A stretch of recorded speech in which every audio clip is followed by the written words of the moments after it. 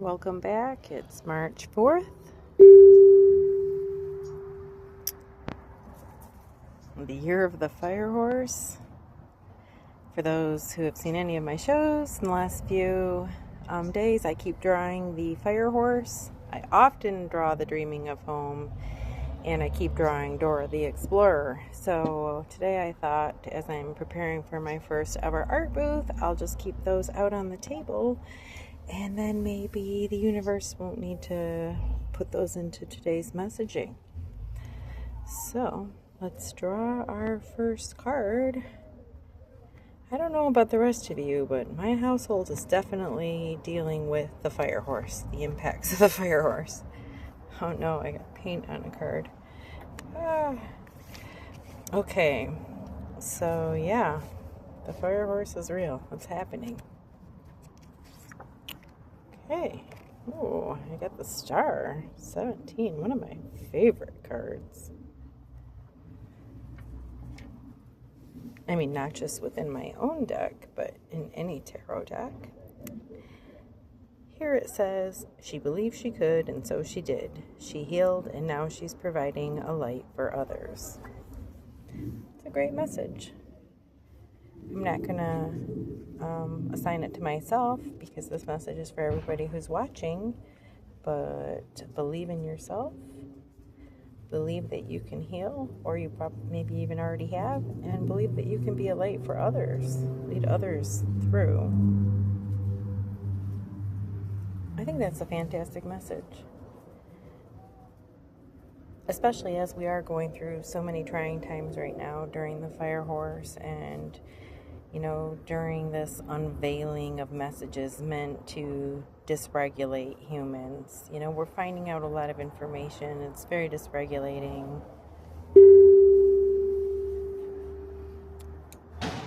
It's really important to alchemize that trauma and, believe in yourself, believe that you can. Know that the stars and the star seeds are guiding our journey.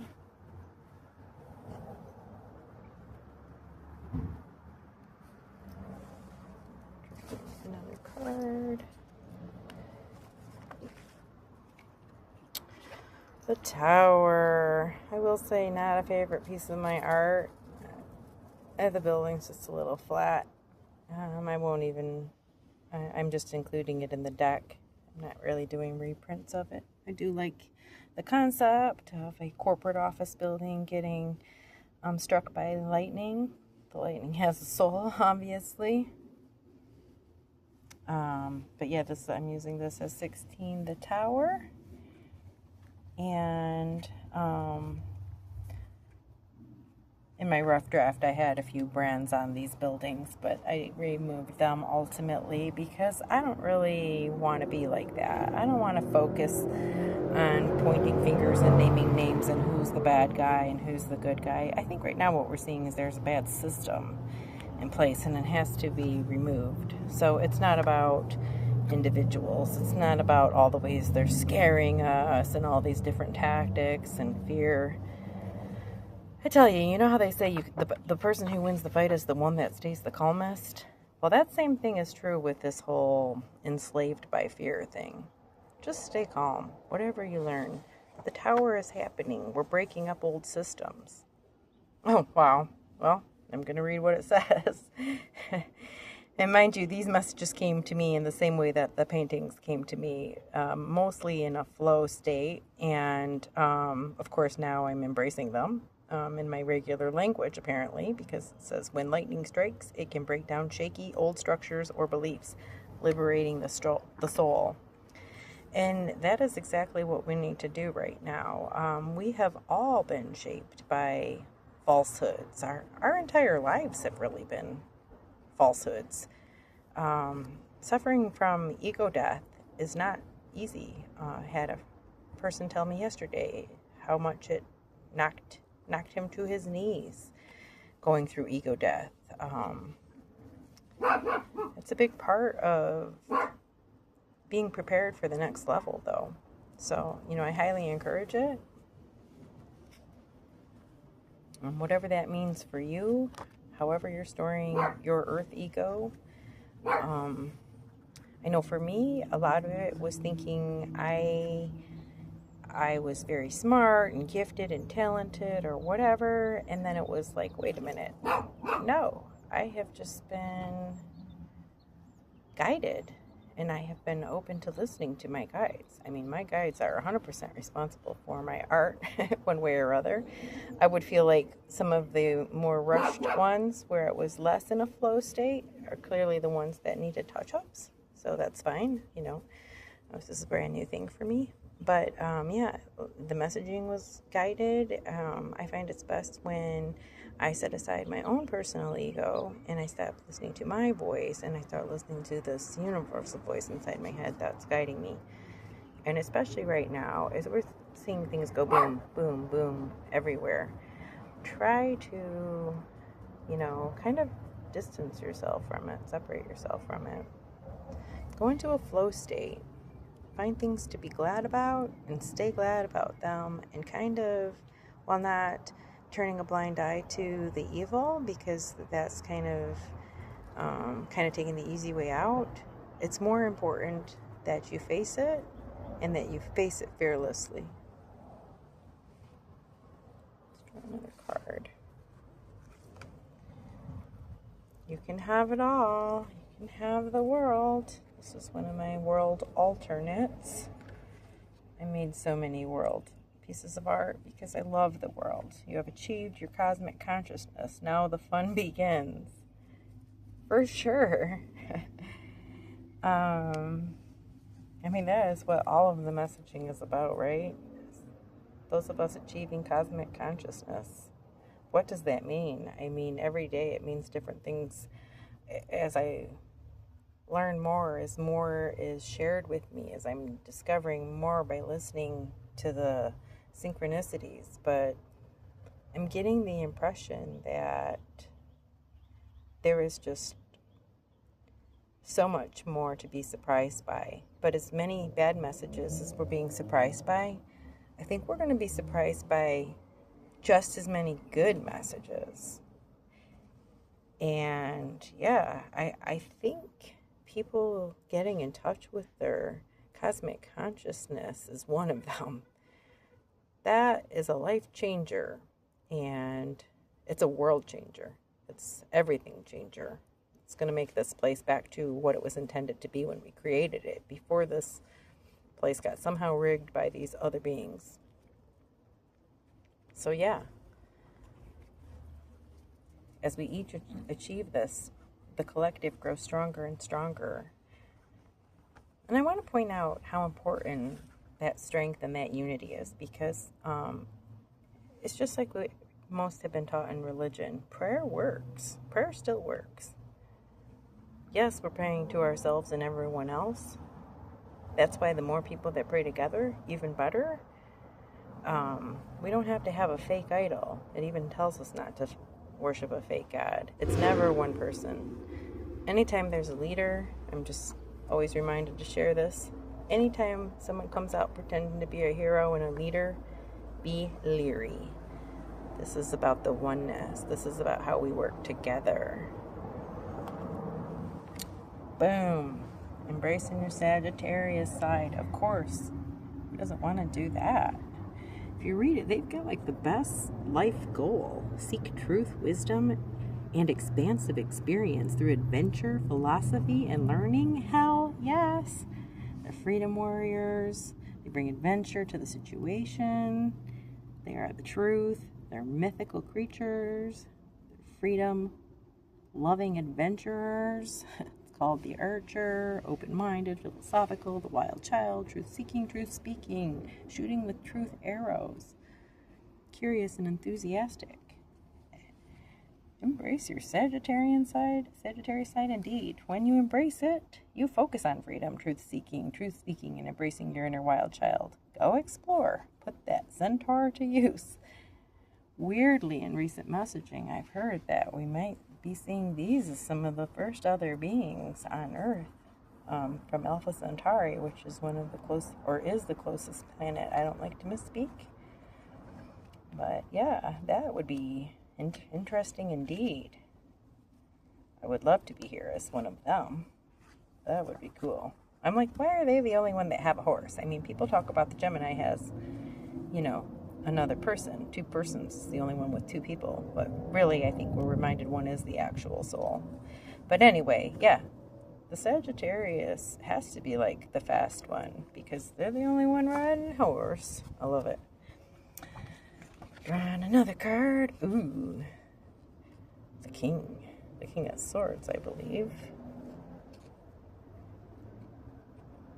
King of Swords. With power comes responsibility. Ooh, yeah. Who doesn't like responsibility? Great leaders communicate with benevolence, authenticity, and compassion. Yes, so as I said, not only are we not looking for a hero or a leader, because we want that to be us, but also if someone doesn't have compassion or benevolence, question everything about that person, right? That's not the love and light. That's probably one of those reptilians or clones or something that doesn't have a soul. But definitely not something we should follow. Okay, let's see what else we draw. Ooh, peace within, external peace. It's definitely not the first time I've drawn this.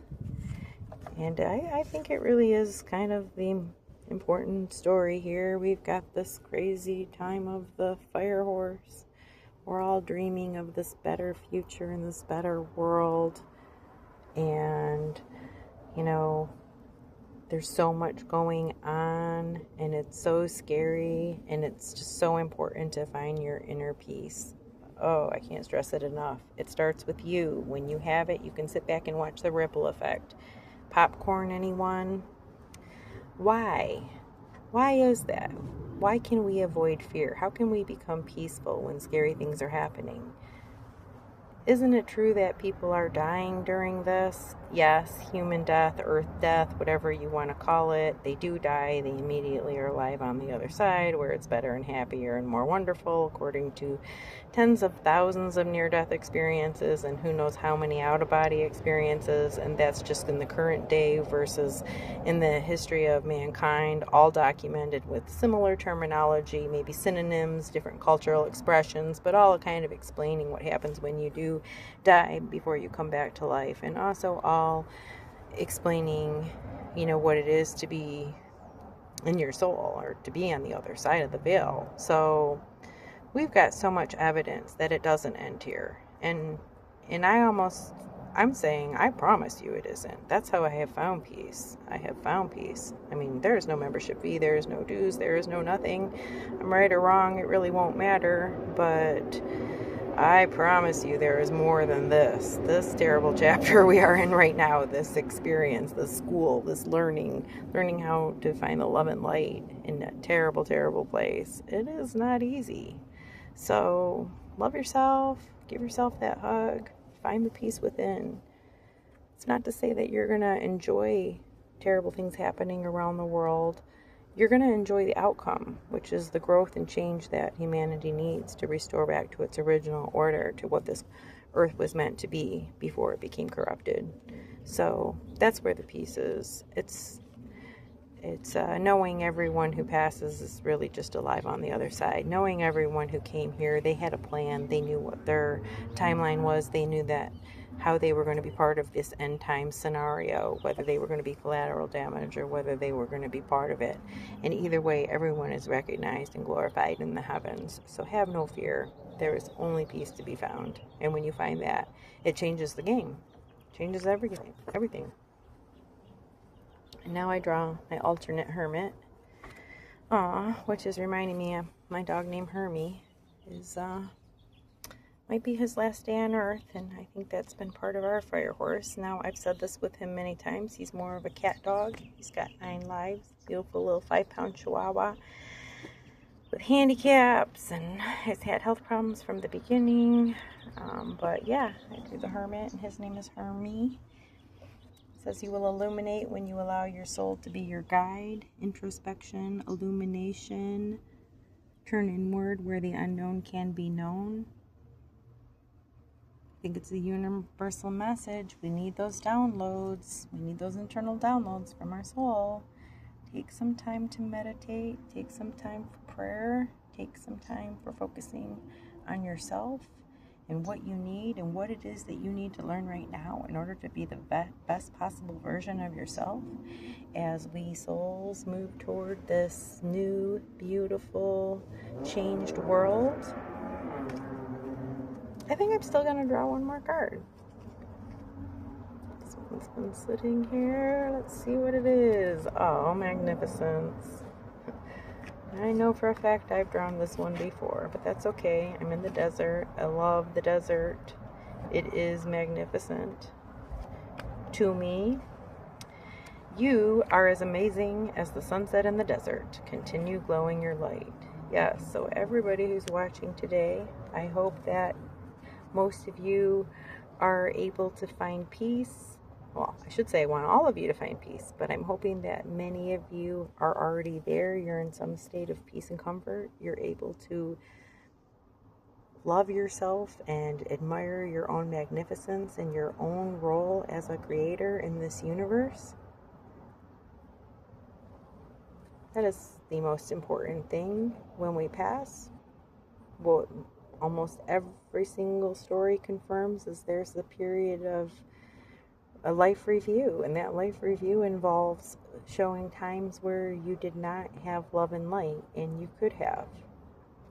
So when you know that and you're prepared for that, it's going to make it easier. So I mean, start living the life now that will make you feel you are worthy of this magnificence. Start being the thing that you're hoping the whole world will become. The wind is blowing. Stopping the video now.